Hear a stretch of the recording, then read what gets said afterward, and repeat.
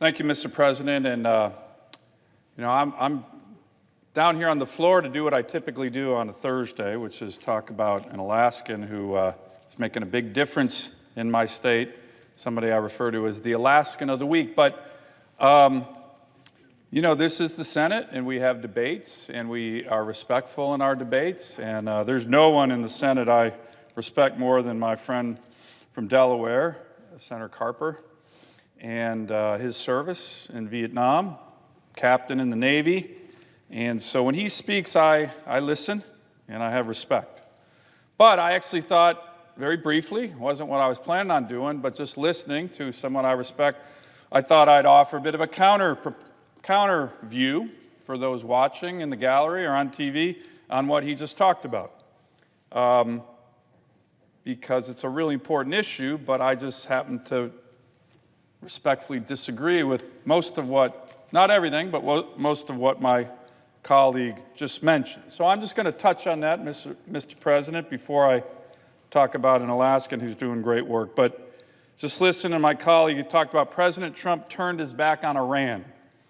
The sanctions that we placed on Iran, which we all voted for here in the Senate, are antagonizing Iran. Foreign Minister Zarif is a moderate.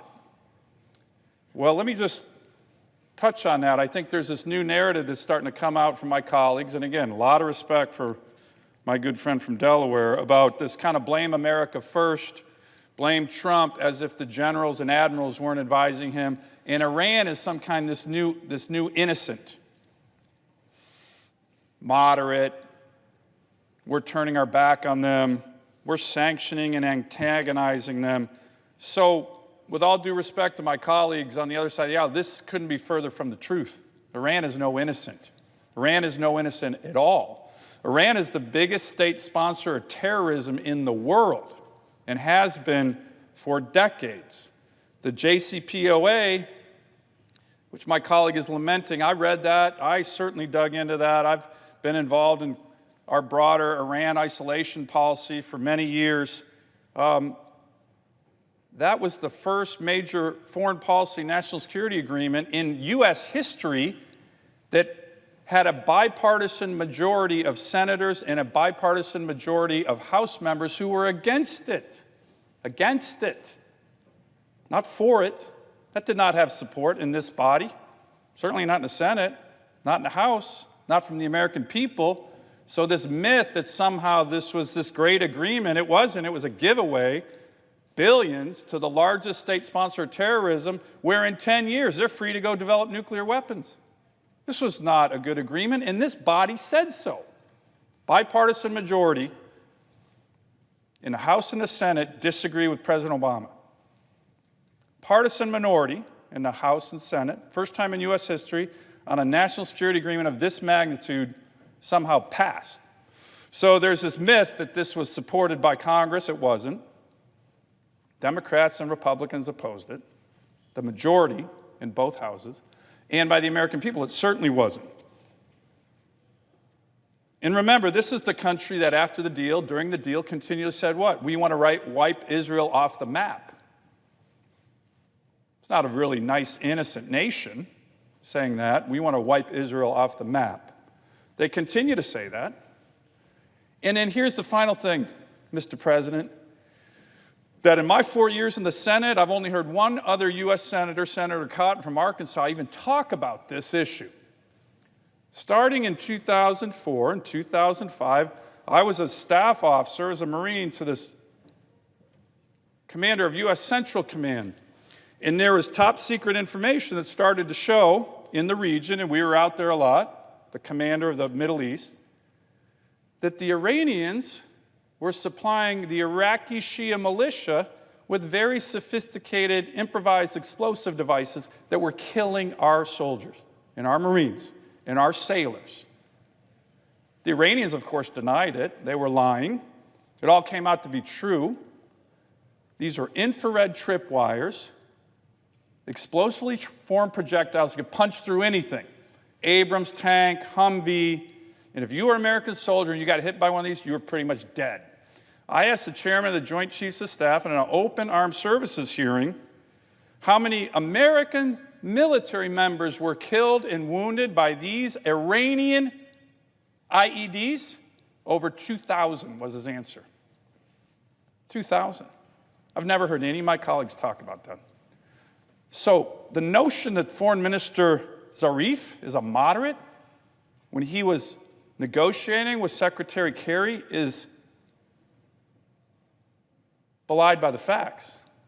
This foreign minister literally had the blood of American soldiers on his hands. So I take these issues very seriously, like my colleague from Delaware does. And there's this notion that our allies were all for the JCPOA. They weren't. Some of our most important allies, Israel, the Gulf Arab states, who we've been allies for decades, were adamantly opposed. And they're the closest to Iran. So, Mr. President, this notion that we're going to blame the administration, by the way, we keep talking about President Trump, he's getting advice from really seasoned generals and admirals to reinforce our military presence in the region because they see threats. So in the media right now, there's this narrative, oh boy, the president's trying to drum up a war. Well, what about the generals? What about General Dunford? Very well-respected Marine, chairman of the Joint Chiefs. Are they doing this? I just came from reading some of the intel in a skiff that's prompting this discussion. And of course, I can't talk about it, but I support what the administration is doing with regard to reinforcing our military capabilities in the region, and this is the reason. It sends a message to Iran that if you're going to try and do what you did in 2004 and 2005 and 2006, which is kill and wound thousands of our military members, that we're going to have the capability to make you pay. Now, I don't like seeing anyone come through the Dover Air Force Base either. But over 2,000 of our troops were killed and wounded by these leaders of the largest state sponsor of terrorism in the world. And the notion that somehow there's some kind of innocent country that we're, quote, antagonizing or, quote, turning our back on is not accurate. So watch out for the new narrative that the Iranians are the innocents and somehow we're being provocative. What's provocative is killing our troops, which they have a long history of doing in Lebanon, the Marines.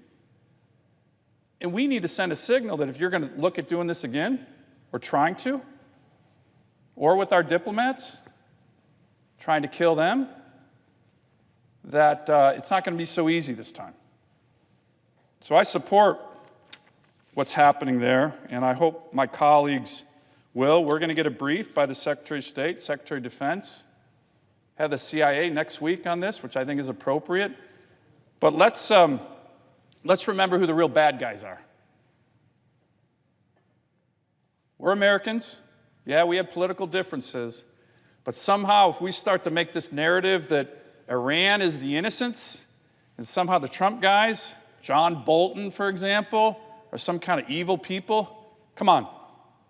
Come on. Really? The largest state sponsor of terrorism, responsible for killing and maiming and wounding thousands of American soldiers, the best and brightest in our country, and we're the bad guys? I don't think so. So watch out for that narrative, Mr. President. I certainly hope it's not going to be something my colleagues on the other side of the aisle start getting out there. It's already in the media. You have the former negotiator for President Obama making these statements that somehow poor Iran, all bad America. Well, I'm not a big blame America first member, and I think we need to be really careful when we talk about trying to demonize our generals, admirals, national security advisors, and make the Iranians look like there's some kind of innocence when they're not. And I wish more of my colleagues would talk about the number of dead military members killed by the Quds Force in Iran and wounded, because they never do. No one ever here talks about it. Amnesia.